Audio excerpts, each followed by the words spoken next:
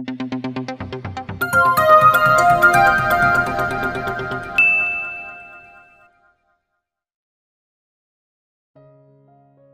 ang libing ni Marky, dinagsa ng iba't ibang tao sa lipunan, sa huling hantungan ang namayapang binata. Magkagayunman ay mahigpit ang seguridad ng bawat kabilang sa pamilya. Hindi pinahihintulutan na kuhanan ng mga taong taga-media reporter, ang kasalukuyan nagaganap. Katulad ng mga nakaraan araw ng burol ni Marky, ay maaliwalas ang kalangitan. Maganda ang sikat ng araw, na nagpapahiwatig na may matatanglawan din silang magandang bukas. Isa-isa ay nagsilapitan ang pamilya, at kamag-anak ni na Marcus at Trisha, may daladalang isang tangkay ng asol na rosas. Ang paboritong bulaklak ni Marky, noong nabubuhay pa ito. Bawat maglagay ng bulaklak ay nag-iiyak, hindi pa rin kasi natatanggap ng ilan, ang pagkawala ng batang-bata pa na si Marky. Ang mga fans ng binata, ay nagbigay ng pagpupugay, sa mga nagawa nitong charity. Katulad ni Trisha at Marcus, ay nakahiligan na nitong magbigay ng tulong, sa iba't ibang institusyon. Kahit wala na ito, ay pananatilihin ng pamilya niyang naiwan, ang adhikain nito sa buhay. Matapos iyon, ay sinimulan na ang pagbaba sa kabaong ni Marky, sa sandaling iyon ay humagulol na si Trisha. "Honey, andito lang ako. Kakayanin natin ito," malungkot na saad ni Marcus, na agad pinunasan ang luhang nagmalabis sa pisngi nito. Tuluyan nitong niyakap si Trisha at inalo, muli ay pumailan lang na naman sa paligid, ang taghoy ng naiwan ni Marky. Makalipas ang isang oras, ay tuluyan ng natabunan ng lupa ang kabaong nito. Unti-unti na rin nagsiuwian ang lahat ng nakilibing. "Mauna na kami Iho," sabi naman ni Doña Trinidad, sa anak na si Marcus, na pinagmamasdan lang ang nakatayo pa ring asawa, sa tabi ng pinaglibingan ng anak nila. "Okay mom, ingat kayo ni Dad. Carol, kayo nang bahala kina Daddy," bilin ni Marcus sa kapatid, na tumango lang din, at inumpisahan ng akayin ang anak nito si Jax. "Bro, kami rin uuwi na muna. Don't worry, pinapatinggan ko na sa mga tao ko ang shop mo sa Ayala. In the meantime, ay intindihin mo muna si Trisha. Ngayon kanya mas kailangan," sabi naman ni Timothy. "Salamat," sabi ni Marcus. Kahit nakangiti ito, ay halatang lungkot at pagod na pagod ito. Pero hindi nito hinahayaan ang sariling sumuko, dahil nariyan pa ang asawa niyang si Trisha, na mas kailangan siya.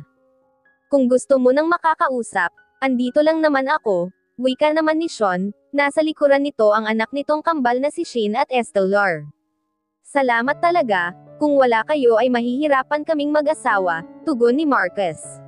Sa ilang pag-uusap ay unti-unti nang nagsiuwian ang mga ito, kasabay niyon ang pagdidilim ng kalangitan, na tila anuman sandali, ay babagsak ang malakas na ulan. "Trisha, halika na, paulan na. Bumalik na lang tayo sa ibang araw, pag." Aya ni Marcus, sa nakayuko pa ring asawa, "Mauna ka nang umuwi, o kaya puntahan mo na lang sa bahay niya si Maxine. Kaya ko nang mag-isa," kasabay niyo ng pag-iling, at patuloy na pagmamalabos na luha sa pisngi nito. "Honey, umalis ka na nga lang, maiiwan ako rito sa anak natin." Marahas na taboy ni Trisha kay Marcus. Ngunit hindi natinag ang lalaki, hinayaan lang niyang pagsusuntukan siya ng babae sa dibdib. Mas kaya niyang indahin iyon, pero ang hirap na hirap nitong kalagayan, para siya nilulumpo. "Bakit ayaw mong iwan ako? Magsama na kayo ng babaeng iyon, dahil mas may silbi siya. Habang ako, wala na. Magmula nang mamatay ang anak natin, tuluyan na rin akong nawalan ng silbi sa'yo, di ba Marcus? Magsalita ka, tama ako di ba?" Nagdaramdam na sambat ng babae rito. Kasabay ng malakas na pagkulog, at kidlat, ay bigla na lang pagbuhos ng ulan na humahalo na sa kani-kanilang luha. "Alam mong hindi iyan totoo Trisha. Believe me, kailanman ay hindi ko inisip ang mga bagay na iyan sa iyo. Kaya please, umuwi na tayo, baka magkasakit ka pa sa ginagawa mo," pakiusap ni Marcus, na tuluyan kinabig at niyakap ito. "Paano na Marcus? Wala na si Marky. Wala na ang anak natin, siya na lang ang meron ako, paano na ako?" Humahagulhol si Trisha sa bisig ni Marcus na tuluyan niyang niyakap. Sa sandaling iyon, ay basang-basa na sila. "Ako ba Trisha? Hindi ba ako mahalaga sa'yo?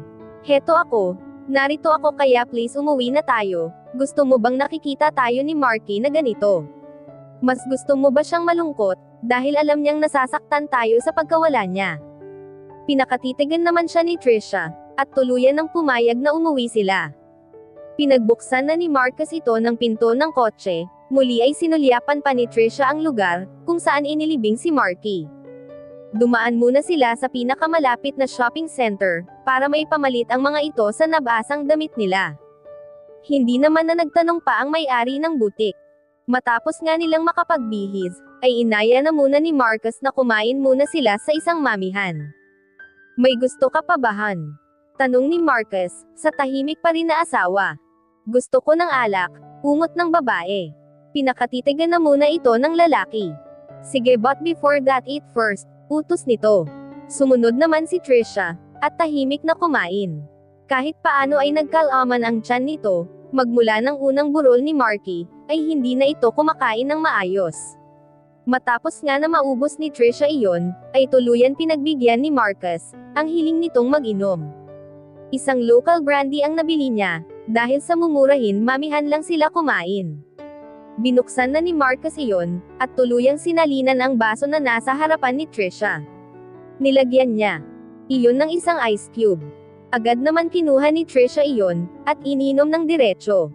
Hinay-hinay lang, Han, baka malasing ka, paalala ni Marcus. Mas okay nga iyon, para agad akong makatulog, para hindi ko na maramdaman iyong sakit, na mawalan ng anak, naluluhan nitong Yuzel. Mapait naman nangiti si Marcus, at muli nitong sinalinan ang baso ng asawa. Bakit ako lang, inom ka rin, sabi ni Trisha. Sige, Han, pero kaunti lang. Mag-drive pa ako pauwi, sad niya. Tumango na lang si Trisha, at ipinagpatuloy ang pag-inom. Napangiwi siya sa mapait na lasang, dumaan sa lalamunan niya. Ngunit wala na yatang mas papait pa sa nangyaring pagkawala, ng nag-isa niyang anak, na babaunan na niya sa habang buhay. Lagi mo lang tandaan, honey, ano man mangyari, narito lang ako, hindi kita iiwan. Walang magbabago, okay? Pangako ni Marcus rito na masuyo pang hinawakan ang palad ng asawa. Salamat, iyon lang ang sinabi ni Trisha. Sana nga, pero alam kong malaki ang magbabago oras na nawala ang anak natin, at ang pagdating sa buhay mo ng anak mo sa best friend mo. Alam kong oras na maipanganak ni Maxine ang batang iyon, ay tuluyan ng mahahati ang oras mo sa akin. Ang masakit, kung may matitira pa sa akin, sa isip-isip ni Trisha. She felt again, the initial pain within, gusto man niyang masabi ang nasa loob, ay pinapangunahan siya ng takot. Dahil maaring tama ang sinasabi ng isip niya. Patuloy lang siyang naginom, at sinalinan ni Marcus ng alak. Nang maubos na nga ni Trisha ang isang bote niyon, ay halos umikot na ang paligid niya. Dahil sa kalasinggan, ay nagbayad muna si Marcus, hinayaan na muna niya ang asawa na sumubsob sa lamesa. Terenahan, aya niya, ngunit mukhang nakatulog na ito, kaya tuluyan na niyang pinangko ito, at dinala sa kotse. Tumila na rin ang ulan, naikabit na ni Marcus ang seatbelt ng asawa. Tuluyan na niyang isinarado ang pinto niyon. Akmang bubuksan ni Marcus ang kabilang pinto ng kotse, nang isang malamig na bagay ang tumutok sa tagiliran niya. Ibigay mo lahat ng pera, at alahas na meron kayo, kung ayaw mong pasabugan ko ang ulo mo gamit nito, mariing anas ng lalaking nasa likuran niya. Hindi siya nakapagsalita, sa totoo lang ay hindi siya natatakot, na may mangyari sa kanyang masama. Pero ang nasa isip niya ay si Trisha, na nasa loob ng kanyang kotse. Sige na, heto ang wallet ko, sobra-sobra pa ang laman niyan. Sa kanya ibinigay ang wallet niya. Pati ang relos ay hinubad niya rin. Kitang-kita ni Marcus ang katuwaan sa mukha ng holdapper. Ayan, nakuha mo na, pwedeng umalis ka na. Taboy ni Marcus. Oo nga, ang rami nito, pero teka, ang singsing ibigay mo rin.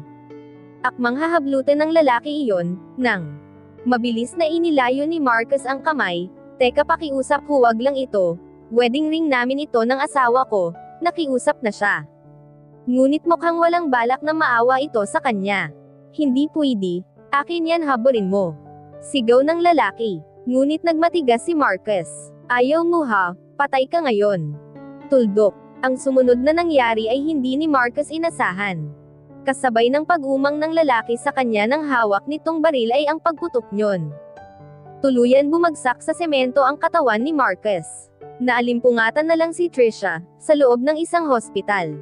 Agad niyang napansin ang mommy niya, na nakatayo sa tabi ng sarili niyang kama. "Mom." Pagtawag niya, "Leia, thanks goodness at nagising ka na rin sa wakas. Akala ko ay may nangyari na sa iyong masama." Puno ng pag-aalala ang tinig ng ginang. "Ano naman po bang nangyari sa akin? Saka ma'am, bakit narito ako sa hospital? Nasaan ang asawa ko?" Naitanong ng dalaga sa ina. "Kasi anak." Ang sumunod na sinabi nito, ang hindi inaasahan ni Trisha na maririnig. Matapos na ay kwento ng mommy niya ang pangha-hold up, at pagbaril kay Marcus, noong nakaraang gabi, kung saan sinamahan lang siya ng asawa sa paglalasing niya. Di umano'y isang saksi ang nakakita sa buong pangyayari. Ang sabi ay kusang ibinigay daw ni Marcus ang dalang wallet, at mga alahas na nakakabit sa katawan nito. Ang hindi lang nito maibigay, ay ang wedding ring nilang mag-asawa. Nagmatigas daw ang asawa niya, at nakipagtalo. Hanggang sa tuluyan binaril ang binata na napuruhan sa ulo. Parang nanghihina si Trisha, habang nakatanaw lamang siya, mula sa labas ng salamin na nakapagitan sa lubed kung saan naroon si Marcus. Maraming nakakabit na tubo sa katawan nito. Ayon sa private physician ng lalaki, ay nagkaroon ito ng brain hemorrhage, matapos na mabaril ito sa ulo ng holdapper. Kinailangan na operahan ito, na natili itong nasa intensive care unit, dahil may mga test pa na dapat isagawa dito, at para sa recovery period nito.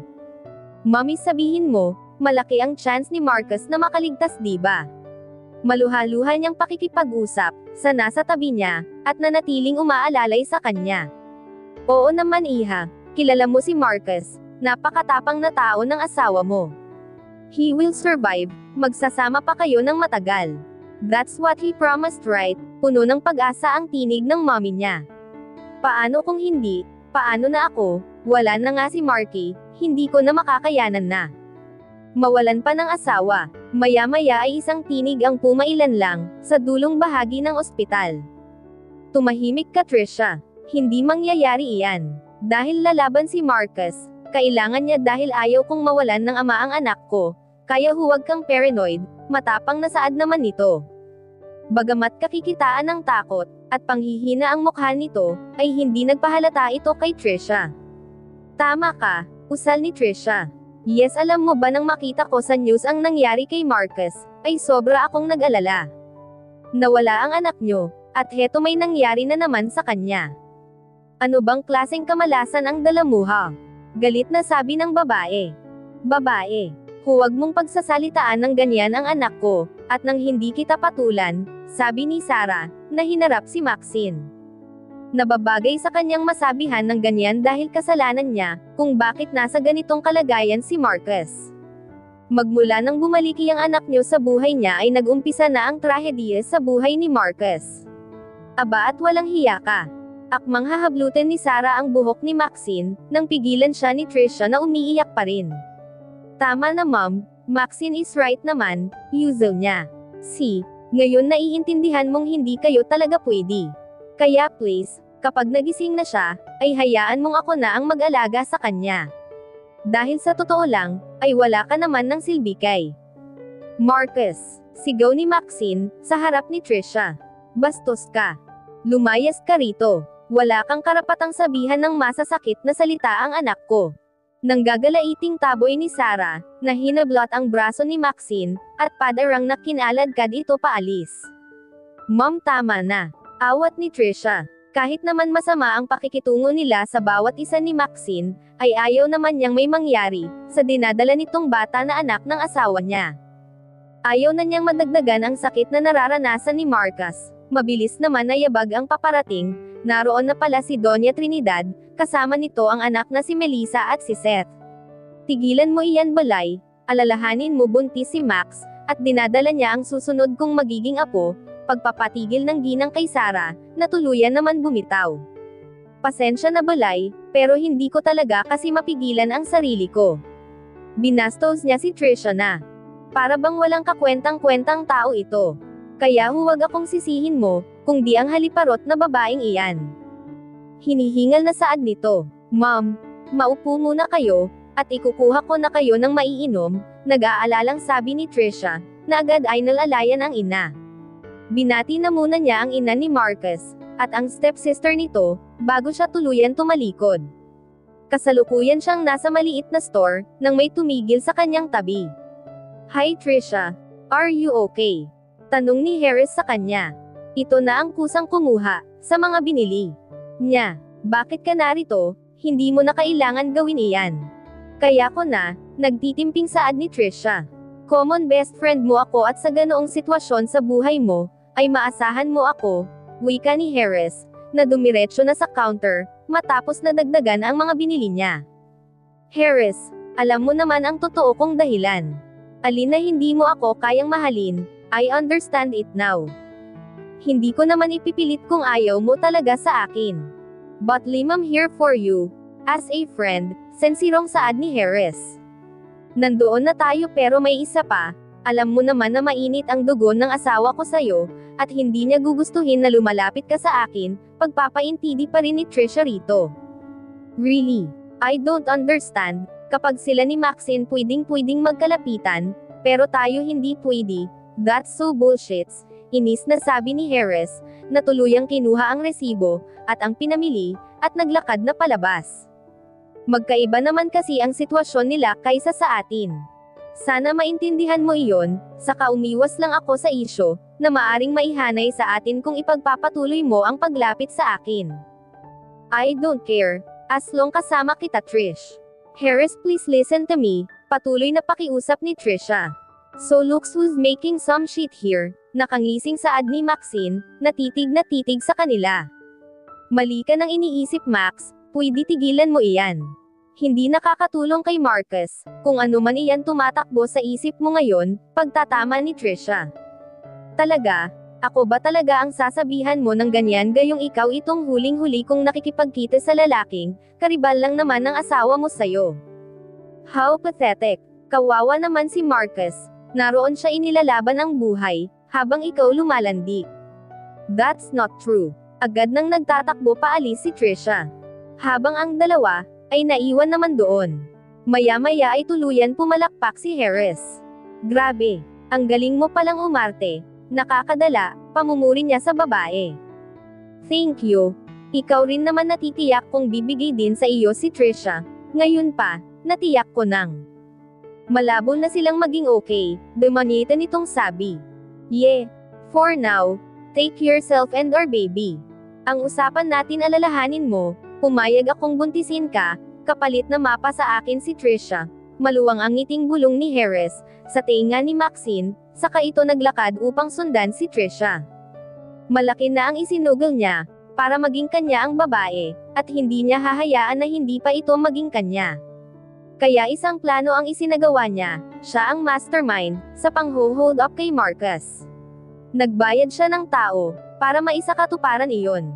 Ang gusto niya ay idispatcha ang lalaki, ngunit, mukhang may lahing pusa ito, at nabuhay pa. Sa ngayon ay binayaran na niya ng malaki ang kinuha niyang hold-upper para hindi ito magsalita. Sa ngayon ay kakailanganin na niyang akitin si Trisha, para sa susunod niyang plano. Natitiyak niyang si Marcus mismo, ang makikipaghiwalay rito. Madalas pa rin dalawin ni Trisha ang asawa niya. Hindi pa rin ito nagkakamalay, magmula nang itakbo ito mula sa hospital. Sa dalas ng pagbisita niya, ay minsan doon na siya natutulog. Umuuwi lang siya, kapag magbibihis, o kailangan niyang puntahan saglit ang resort niya. "Ate, pwede ka namang umuwi, ako muna ang magbabantay kay kuya," sabi ni Carol na kada rating lang. "Pero, sige na ate, ayaw naman ni kuya, na ikaw naman ang magpabiye sa sarili mo. Okay lang na kahit isang araw, ako muna ang bantay sa kanya," dagdag pa ng kapatid ni Marcus. "Oo nga, kami nang bahala rito," segunda naman ni Timothy, na tuluyan umakbay kay Carol, na pumiksi agad. "Bakit pumayag na ba ako, nasamahan mo ako rito? Pwede ba lumayo-layo ka nga sa akin?" Pagsusungit ni Carol. "Grabe ka naman sa akin, kung makapalag ka mula sa pagkakaakbay ko, parang may nakakahawa akong sakit ah," iling-iling ang ulo na sabi naman ni Timothy. "Basta, umalis ka na nga lang, baka hinihintay ka pa ng si Cleo mo." Asek ni Carol, nang akmang uulit si Timothy. Nangingiti lang si Trisha, sa kakulaitan ng dalawa. Ang sweet nyo naman, hindi ko napagtatakhan, na magkatuluyan kayo sa huli, tukso niya sa dalawa. Nako ate, pakibawi ng sinabi mo, dahil nakakadiring pakinggan. Over my sexy body. Ako, siya magkakatuluyan. No way.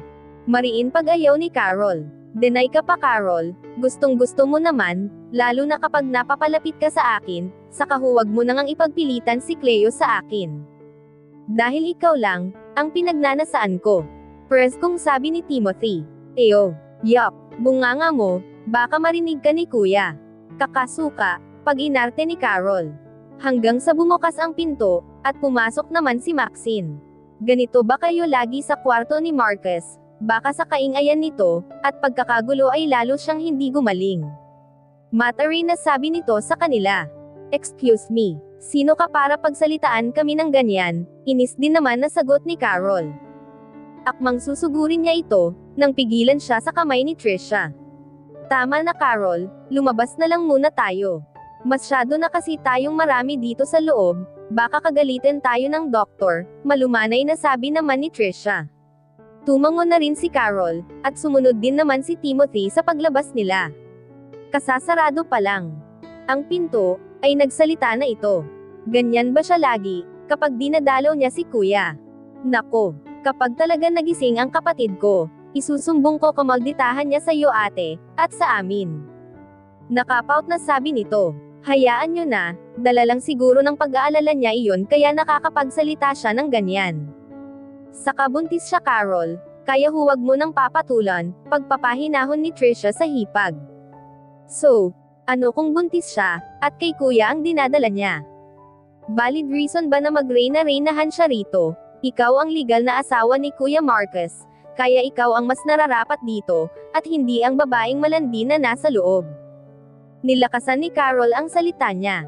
Hoy, manahimik ka nga, nasa loob tayo ng hospital. Liling-iling na sita ni Timothy. Isa ka pa umuwi ka na nga lang, papansin ka lang dito eh. Tuldok, taboy ni Carol rito. Sige na aalis na muna ako, babalik na lang ako mamaya. Palm ni Trisha sa dalawa. Ang mabuti pa, ay ihatid na lang kita Trisha, saka parang inaantok ka na, habol ni Timothy. Pinayagan naman ni Carol ito, dahil maging ito man, ay naawa rin sa hipag niya, na malayo pa ang uuwian. Naglalakad na sila sa parking lot, nang makasalubong naman nila si Harris. Uuwi ka na ba Trisha? Hatid na kita, sabi ni Harris, na kinuha na mula kay Trisha ang ilang bag na bitbit ng babae. Huwag ka nang mag-abala, ako nang maghahatid sa kanya, sabi naman ni Timothy. Sa totoo lang ay hindi gusto ng binata, ang dating ni Harris. Lalaki siya, kaya alam niyang may kakaiba ito sa pakikitungo kay Trisha. Hayaan mo na Timothy, si Harris na lang ang maghahatid sa akin. Best friend ko siya, pagpapakilala naman ni Trisha, sa kaibigan ng asawa niya, kay Harris. Sure kang matino ito. Hindi pa rin naniniwala si Timothy, masama pa niyang tinitigan ang nakangiting lalaki. Kahit ganoon ang itsura nito, ay hindi pa rin siya tiwala rito. Narinig mo naman pare, sige na, at baka maipit kami sa traffic. Wala naman ang nagawa si Timothy, kung di pabayaan na may hatid ni Harris si Trisha. Nanatili rin siya roon, habang pinagmamasdan ang pagsakay ng dalawa. Bakit parang may mali talaga, bulong pa rin ni Timothy, na sinundan pa ang paglabas ng sasakyan. Kung saan sumakay si Trisha. Pinakatitigan niya ang plate number ng kotse ni Harris. Dahil sa nakasanayan na niya ang ganoon, dahil sa nakasentro minsan, sa klase ng pagiging mafia boss niya, ay madali lang niyang naitandaan ang mga nakalagay na numero doon. Tuluyan niyang kinuha ang phone niya, nasa loob ng leather jacket niya. Hello Hunter, pakisundan ang kotseng kalalabas lang. Yes the blue one, may plate number na M06XTW. Matapos niyang bigyan ng instruction ang tauhan niya, ay muli na siyang bumalik sa loob. Ngayong hindi pa nagkakamalay ang best friend niyang si Marcus, ay parang obligasyon niya rin, na bantayan, at pangalagaan ang mga taong mahahalaga sa buhay ng kaibigan. Isa na roon si Carol, hindi na niya uulitin, na mapahamak ito ng dahil sa kanya. Bakit nandito ka na agad? Inihatid mo ba talaga si ate? Yuzisa ni Carol, na nakataas ang kilay. Tuluyan na rin lumabas si Maxine, sa loob ng silid ni Marcus. May nakasalubong kami, Harris daw, sabi ng binata rito. Really as in Harris, pakikisali naman ni Maxine sa usapan nila. Oo nga, bingi ka ba? Bakit ka ba nakikisali sa usapan ng may usapan? Umalis ka na nga, pagpapalayas ni Carol rito. Kilala ko kasi iyong lalaking binanggit nitong si Timothy. Hindi nyo ba alam, nanliligaw iyon kay Trisha, at magpahanggang ngayon, pagbibigay ng information ni Maxine. Stop it. Huwag mo ngang binibigyan ng isyo si Ate Trisha. Sa lahat ng narito, kami ang mas nakakakilala sa kanya. Pagtatanggol ni Carol. Talaga lang ha. Alam mo Carol, huwag kang minsan bulag. Dahil nasa harapan mo na, hindi mo papaniwalaan, sa katuluyan itong naglakad paalis. Aba at napakasama mo. Akmang susugurin ito ni Carol, nang muli siyang pigilan ni Timothy. Easy. Carol, masyado kang trigger. Hayaan mo siya, pag-awat ni Timothy, na hinawakan pa sa balakang ito. Ano, naniniwala ka roon? Gigil na belang ni Carol, at mabilis na kumawala sa lalaki. Hindi naman sa ganoon, pero narinig mo ang sinabi ni Trisha, huwag mo nalang pinapansin si Maxine. Saka buntis siya, ayaw mo naman mapano ang dinadala niya right? Explain ni Timothy. Whatever. I hate that bitch guts. Panggagalaiti ni Carol, na humalikip ka pa, at masama ang tingin, na sinundan na lamang ang papalayong babae. Ano ka ba, parehas lang tayo. Hindi ko gusto ang ugali niyang si Maxine, katulad ng Harris, na naghatid kay Trisha, kaya ang ginawa ko pinasundan ko sila kay Hunter, para masiguro kung ihahatid niya ng maayos ang ate mo, pagbibigay alam ni Timothy. Ginawa mo iyon. Hindi makapaniwalang bulalas ni Carol. Oo ba masyado? Balik tanong ni Timothy. Hindi. Kasi sinisiguro mo talaga na nasa mabuting kapakanan, ang mga mahal sa buhay ni Kuya Marcus. That means, you're a true friend of my brother. Parang nanaba naman ang puso ni Timothy, sa narinig na sinabi sa kanya nito mismo. Huwag mo nga akong pinapakilig, nakakaano ka saka kaya ko bang magpabiya ulit? Ayaw ko na rin maulit, iyong nangyari sa iyo noon, lahat ng binata na hindi mapigilan maging seryoso. Ayan ang zero. Umalis ka na nga lang. Kunway pinagtatabuyan ni Carol ito, pero heto siya kinikilig din. Mabilis nang hinuli ni Timothy ang kamay ni Carol, at hinilan na lang ito papasok sa silid ni Marcus, na hindi rin naman nakapalag. Nanatili lang nakadungaw, mula sa nakasaradong bintana ng kotse ni Harris si Trisha. Mabuti na lang, at hinayaan siya nito, na manahimik dahil ngayon niya iyon kailangan. Salamat pala Harris, sa paghatid sa akin papuntang resort, wika ni Trisha. Ayos lang iyon, basta ikaw. Baka gusto mong matulog muna, mahaba-haba pa naman ang magiging biyahe natin, wika ni Harris, na nakatutok pa rin sa harapan ang atensyon. Nag-umpisa na rin umambon sa mga sandaling iyon. Sige, kanina pa rin kasi ako inaantok. Pakigising na lang ako, kapag nasa resort na tayo, para maipahandaan kita kay Mon ng makakain. Saka namimiss ka na rin yon. Alam mo naman iyon may crush sa'yo, tukso ni Trisha sa lalaki. Nako. Iba talaga kamandag ko, pang Becky na lang talaga, liling-iling na sabi ni Harris. Hindi naman sa ganoon, mabait ka pa nga, at gwapo Harris, dagdag ni Trisha. Bakit hindi mo ako nagustuhan? Si Marcus pa rin ang minahal mo, may bahid ng lungkot. Ang tinig ni Harris. Hindi naman nakapagsalita si Trisha, maging siya man, ay nagtataka rin, kung bakit ito lang ang bukod tanging minahal niya. Kung may bulag sa pagmamahal, kabilang na siya sa mga iyon. Hindi ko rin alam basta nagising na lang ako isang araw, na mahal ko na siya, at magmula noon, hindi na nawala ang pagmamahal ko para sa kanya, nasabi ni Trisha. Napakaswerte naman niya talaga sa'yo, Yuzel ni Harris. Hindi naman, sa tingin ko nga wala na akong silbi sa kanya, malungkot na Yuzel ni Trisha. Bakit mo naman nasabi iyan Trisha? Alam mo, kahit na sinong lalaki ay maswerte, kapag ikaw ang napangasawa. Napakaasikaso mo at maalaga, dagdag mo pa na napakaganda, at sexy mo pa sa edad mo. Kasabay ng pagkindat pa ng binata sa kanya. Ikaw talaga pala biro kahit kailan, mahinhin na hagik-hak ni Trisha. Napansin na nila ang tuluyan paglakas ng buhos ng ulan sa labas. Sige matutulog muna ako, ingat sa pagmamaneho madulas ang daan. Baka saan tayo pulutin, hihintay ko pang magising ang asawa ko, nakangiting sabi ni Trisha, na tuluyan ng isinandig ang ulo mula sa inuupuan. Tahimik lamang si Harris, at sinunod nga niya ang sabi ng babae, na mag-ingat siya sa pagmamaneho. Yeah, you're right Trisha. Pero hindi ako nangangako, na makikita ka pa ulit ng asawa mo, oras na nagising siya. Dahil magmula sa araw na ito akin ka na. Ngising demonyo si Harris, at ipinagpatuloy ang pagmamaneho. Napadako ang pansin nito sa side mirror, ng sasakyan, napansin niyang muli ang itim na kotse, na kanina pa sumusunod sa kanila. Kaya isang ideya ang naisip niya. Mabilis siyang kumambyo, para bumilis ang takbo nila. Nakipagsabayan siya sa mga nasa unahan na sasakyan, sa harapan niya. Akala mo ha, nakatawang sabi ni Harris, nang tuluyan niyang naiwala sa landas niya, ang bumubuntot sa kanilang itim na kotse. Muli niyang tinapunan ang pansin ang mahimbing pa rin na natutulog na si Trisha. Agad ang ginagawang pagtayo ni Timothy, pagkakita sa kaibigan niyang si Marcus, na tuluyan nagising mula sa isang linggong pagkakakoma nito. Man, thanks goodness, at gising ka na, kumusta ang pakiramdam mo? Ang sunod-sunod na sabi ni Timothy, habang tinitingnan ito. Tinitigan lang naman siya nito, saka ito muling pumikit.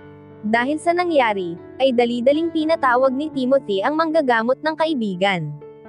Maya-maya ay tuluyan nang dumating ito, nakasabay pa nito si Carol. Totoo ba na nagising na si Kuya? Agad na tanong nito sa binata. Tumango lang si Timothy, at pinagmamasdan lang ang ginagawang pag-check ng doktor, at staff nurse kay Marcus. Makaraan ang ilang minuto, ay hinarap na sila ng espesyalista. Ano Doc Majay, gising na ba ang Kuya Marcus ko? Tanong ni Carol. Oo, sa ngayon, ay nagre-response na ang buong system ng payenti. Sa ngayon, ay kinailangan pa niya ng agarang pagpapagaling. This following days, ay sana magtuloy-tuloy na ang recovery niya, tugon ng doktor. Matapos ang ilang pagsusuri sa payenti. Salamat Doc, sagot ni Carol. Tahimik lang si Timothy, na siyang napansin naman ng dalaga. May problema ba? Tanong ni Carol rito. Wala, sige mauuna na ako. May aasikasuhin pa ako. Call mo ako kung Majay gising na uli si Marcus, palom ni Timothy sa babae. Pero, parating na si Dad kasama si Jax. Tayek hahanapin ka na naman yun sa akin, habol niya sa lalaki. Senador siya talaga Trisha, dalawin ko na lang sa ibang araw ang bata, sabi ni Timothy, na hinipo pa ang ibabaw ng ulo ng babae. Ang dami mo pang sinabi, pero pupuntahan mo lang yata babae mo, nakangusong sambit ni Carol. Hindi yan totoo, tumigil ka nga, sige na kapag hindi mo pa ako pinaalis, isipin ko talaga na ikaw ang may ayaw. Sabay nyo ng pagkindat ni Timothy rito, feeling ka. Sige na nga alis. Taboy nito, na itinulak-tulak pa ang lalaking panay-tawa lang. Tuluyan nang ang nakalabas sa silid ito. Ngayon kapuna-puna na ang pagkabalisa sa itsura nito. Nag-umpisa na siyang maglakad, at makipag-usap kay Hunter. Ano nang balita?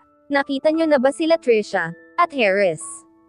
Pagtatanong niya sa kanang kamay niya mula sa tawag. Hindi pa rin sir, pero huwag kayong mag-alala, may bago kaming lead. Sa ngayon kailangan lang tektikan ng especially iya ang location, para masiguro namin na naroon nga sila, sabi ni Hunter mula sa kabilang linya. Okay. Call me ASAP. As soon, maklaro na ang lahat ng detalye sa assumption nyo. Pagtatapos ni Timothy, na tuluyan ibinaba ang tawag. Naglakad na siya, kung saan nakaparada ang motorbike niya. Akmang isusuot niya ang helmet, nang biglang may mga putok ng baril, ang umalangaw-ngaw sa tumigil na van. Agad ang pagyuko ni Timothy, at kinapa ang baril sa likod ng suot niyang maong pants. Napangiwi siya nang mapansin niya ang pagdurugo mismo sa braso niya, kung saan siya dinaplisan. Hindi na siya nagpatumpik-tampik, at nakipagpalitan ng putok, sa hindi pa niya nakikilalang mga armadong lalaki, na nakasuot ng itim na bonnet. Siguraduhin niyo na mapupuruhan ako. Gigil na sigaw niya. Halos kumakalansing, at malakas na ingay ng sunod-sunod na putok ng baril, ang naghari sa buong paligid.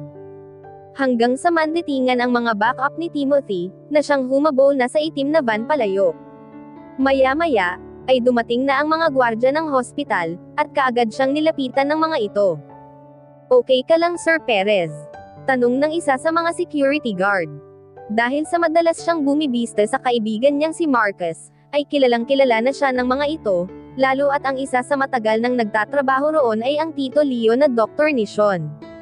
"Yeli ma'am fine, just check the surrounding, kung may nadamay," sabi lang niya.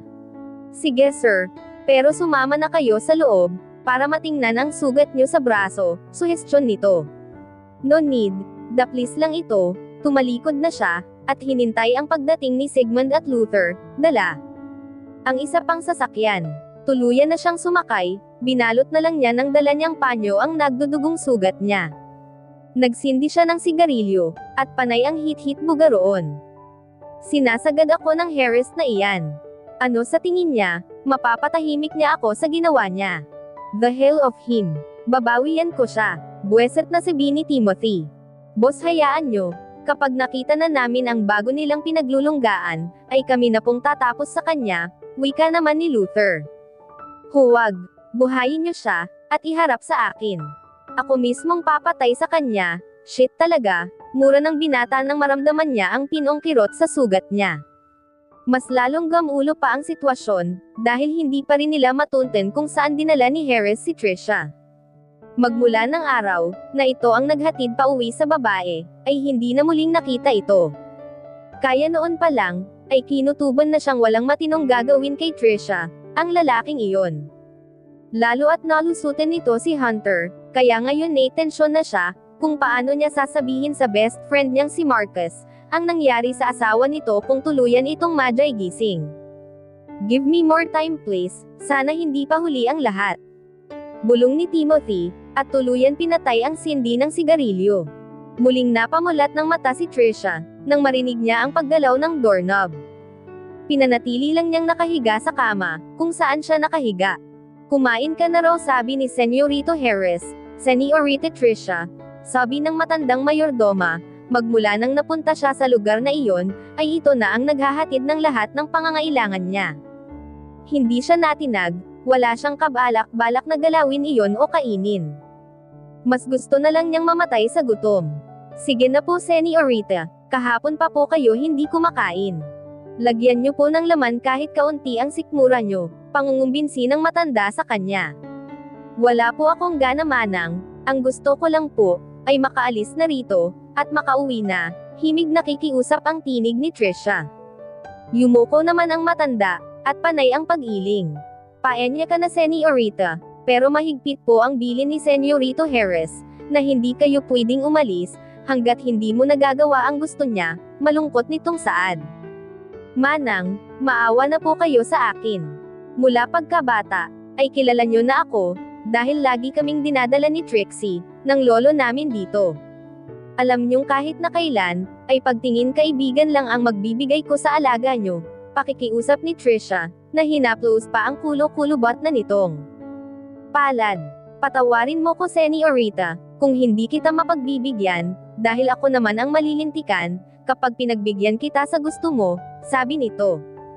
Maya-maya, ay nakarinig na sila ng papalapit na yabag mula sa labas. Tuluyan nagbukas ang pinto, at iniluwan yun si Harris. May mga kasama itong 2 tauhan, na may mga hawak ng matataas na kalibre ng baril.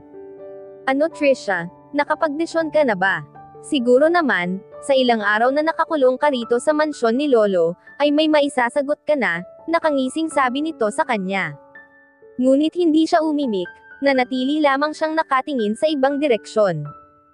"Hindi ka ba talaga sisagot? Baka ang susunod kong sasabihin, ay makakapagbigay ka na ng salita. Balita ko nagising na raw ang pinakamamahal mong asawa." Dahil sa narinig, ay mabilis na napatingin ito sa gawin ng lalaki. "Talaga? Mabuti naman," puno ng pasasalamat na yuzel ni Trisha. "Oo mabuti kung magtatagal pa siya sa mundo," biglang pagsasalita ni Harris. Kaya nabaling muli ang atensyon ni Trisha rito. "Ano bang sinasabi mo? I mean, ano bang binabalak mo Harris?" Galit ng sigaw ng babae na pinilit bumangon. "Huminahon ka iha," pag-alalay ng matandang kawani sa dalaga. Ang totoo, ay awang-awa na ito rito, pero malamang kasi ang takot nito, para sa pansariling kapakanan, at dahil na rin parang anak na nito kung ituring si Harris. Kaya sunod sa rin siya. Katulad ng ginawa ko sa best friend niyang si Timothy, ay ibabaon ko rin sa buong katawan niya ang mga bala. Halakhak nito. Walang hiya ka. Parang hindi na ikaw ang dati kong best friend, napakasama mo. Umiiyak. Nang saad ni Trisha. Tumahimik ka. Alam mo naman ang dahilan, kung bakit ako nagkakaganito, right, Trisha? Dahil mahal kita, sobrang mahal kita. Anong mahirap sa hinihiling ko, na ako na lang ang mahalin mo, at hindi ang lalaking iyon. Nagmamakaawang samaw ni Harris, na lumuhad pa sa paanan ng kama, at hinaplos-haplos pa ang pisngi niya. Ngunit lalong nang inag sa galit si Trisha, kaya isang malakas na sampal ang ipinadapo niya sa pising ni Harris. Halos bamaling pa kabila ang mukha ng lalaki, kung saan dumapo ang sampal ni Trisha. Kahit na kailan, ay hindi ko mamahalin ang isang katulad mo. Mas gusto ko pang mamatay na lang, kaysa magpaangkin sa'yo. Shut up, hindi iyan totoo, matutunan mo rin akong mahalin. Dahil kung hindi, papatayin ko talaga si Marcus. Tandaan mo iyan. Kung nakaligtas siya sa holdapper, na binayaran ko, pues sa gagawin ko hindi na. Kasabay nyon, ang pagtayo at akmang pag-alis nito. Please pakiusap, huwag mong sasaktan si Marcus, siya na lang ang natitira sa akin. Lubos ng pagmanakaawa ni Trisha, na kumapit pa sa binti ni Harris. Alam mo ang gusto ko lang marinig sa iyo, Trisha, ang sabihin na tinatapos mo na ang lahat sa inyo. Ni Marcus, na ako na ang pipiliin mo, mahinang usual nito, na nakatitig lang sa kanya. Hindi naman nakasagot si Trisha, dahil gulong-gulo na siya. Sobra na siyang nag-aalala, sa kapakanan ng asawa niya. Kung may paraan lang sana, na magsumbong sa mga otoridad. Ngunit paano, sobrang higpit ng pagbabantay ng mga tao ni Harris. Bukod sa dalawang lalaking bantay niya, mula sa labas ng pinto ng silid, kung saan siya nakakulong, ay ilang kalalakihan din may bit-bit na baril ang romo-ronda sa buong paligid ng mansyon. Makipag-usap ka na lang sa akin ulit, kung may maliwanag na akong makukuhang sagot mula sa iyo, pagtatapos ng salita ni Harris, at naglakad na ito palabas. Si Manang Florida na lang, ang natitirang kasama sa loob ni Trisha, matapos iyon. Manang, tulungan niyo naman po ako please, nakikiusap po ako. Kailangan po ako ng asawa ko, nagmamakaawa ako, paulit-ulit niyang paghingi ng tulong sa matandang kawani. Patawarin mo ako, Señorita, pero mahalaga rin ang buhay ko, at ang pamilya ko, hirap nitong sagot. Kahit natulungan niyo lang akong makatakas rito, hiling ni Trisha. Mahigpit na niyang hawak ang palad ng matanda, habang nakaluhod siya. Kulang na lang, ay halikan niya ang paa nito, para maawa ito sa kanya. Sige, Señorita, tingnan ko ang magagawa ko. Bukas ng gabi, ay susubukan kitang maitakas dito. Salamat po, Manang. Tatanawin kong malaking utang na loob, ang pagtulong niyo sa akin, puno ng pasasalamat na sabi ni Trisha. Kaya pakiusap, Señorita, pakitulungan ang sarili mo. Kumain ka, para may maging sapat kang lakas, para sa gagawin kong pagpapatakas sa iyo para bukas, ang maluha-luha nitong pakiusap. Sige po, thank you po uli, at sunod-sunod na siyang samubo ng kanin, at lutong karne, na laman naman ng platong dinala sa kanya ni Florida. Nangingiti naman na pinapanood, ang mabibilis na pagsubo ni Trisha. Dahan-dahan lang, Señorita, heto uminom ka ng tubig. Salamat po. Napakasarap po talaga ng adobong baboy nyo. Wala pa rin nagbabago, papuri ni Trisha. Maya-maya, ay tuluyan nang lumabas si Florida, dala na nito ang wala ng laman na pinagkainan niya. Tuluyan nang nahiga uli si Trisha. Hintayin mo ako, honey, makakauwi rin ako. Makaalis din ako sa impyernong kinalalagyan ko ngayon. Oh, Diyos ko, sana patnubayan, at bigyan niyo ako ng karagdagan lakas, para sa gagawin kong pagtakas bukas ng gabi. Ano man ang kahahatungan ko. Pagdarasal ni Trisha, ang hindi niya alam, ay may hidden camera, ang nakatago sa mismong loob ng silid niya. Pati ang usapan nila ni Florida, ay nai-record mula roon. Huwag mo akong susubukan, babae. Makikita mo talaga ang hinahanap mo, usual ni Harris, na nanonood lang sa malaking screen. Dumating ang napag-usapan na oras ni Florida at Trisha, matapos na masiguro ng matandang babae na nakapasok na si Harris. Sa sariling silid nito ay naghanda na siya ng maiinom na kape para sa lahat ng tagabantay sa mansyon. Magkape muna kayo, pagtawag ni Florida sa mga nagbabantay na dalawang tauhan sa harap ng pinto ni Trisha. Ramdam nito nagising pa ang babae sa loob at naghihintay lamang ng senadoryas niya. Matapos na makainom ang mga iyon ng tinimpla niyang kape, ay agad niya rin pinagkukuha ang mga tasa. Nang bumalik si Florida, ay nakatimbuwang na ang mga tauhan ng anak ng amo niya. Mabilis na nitong isinuksok mula sa seradure ng pinto ang susi. Nabuksan na iyon, at nakita niyang naroon na nga sa bungad si Trisha, at halatang kanina pa naghihintay. Dali-dali na itong sumunod sa matanda, kita ni Trisha ang mga nakabulagtang tauhan ni Harris. Sa loob at labas ng mansyon. Ano pong ginawa niyo, manang? Tanong niya. Hayaan mo lang sila, tulog lamang ang mga iyan. May iniligay akong pampatulog, sa kapeng ibinigay ko sa bawat isa sa kanila, banyag ng matanda. Hindi akalain ni Trisha na ganoon ang strategy na isasagawa nito. Ngunit sa pagliko nilang iyon, ay labis nilang ikinagulat ang bubungad sa kanila.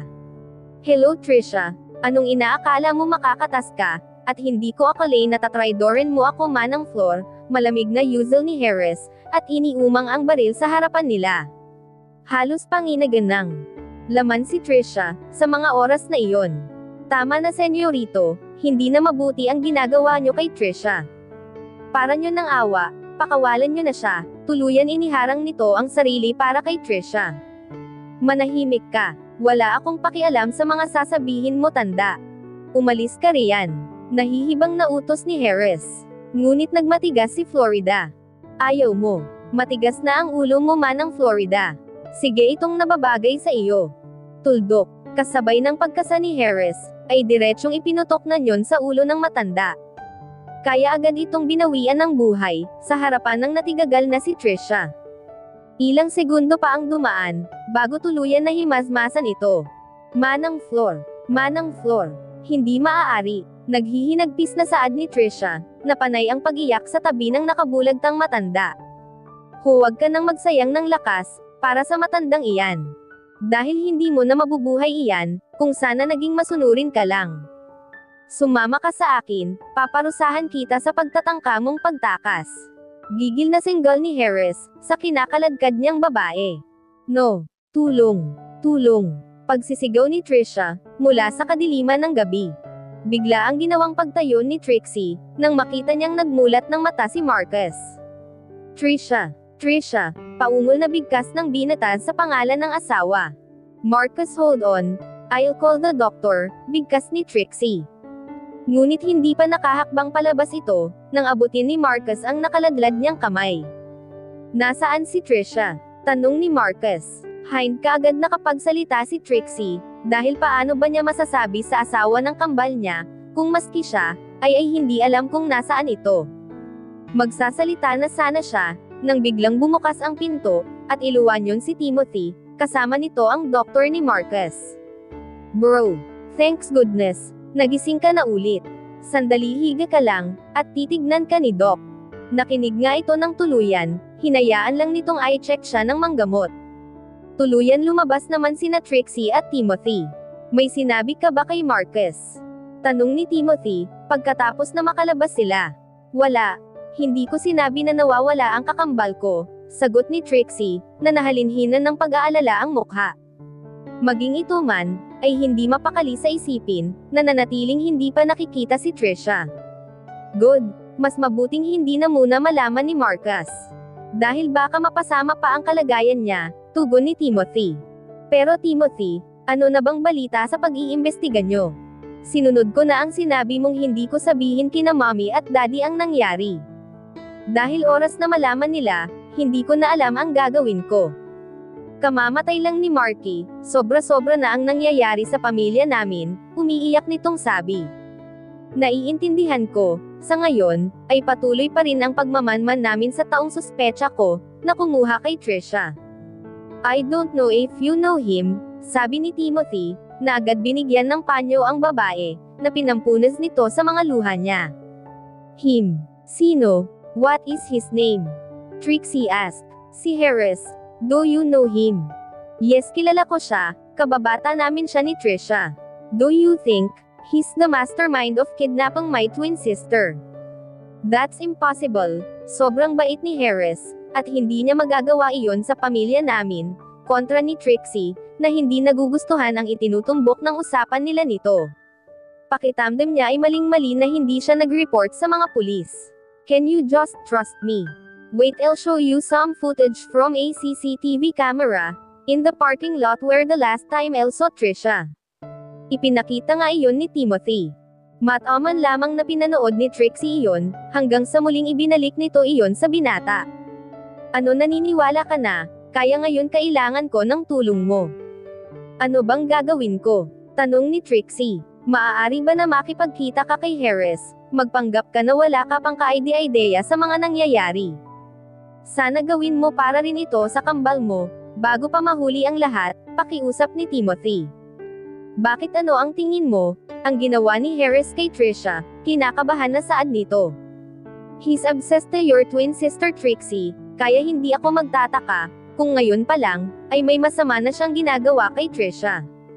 Dahil sa narinig, ay lalong binayo ng kaba ang kabuuan ni Trixie.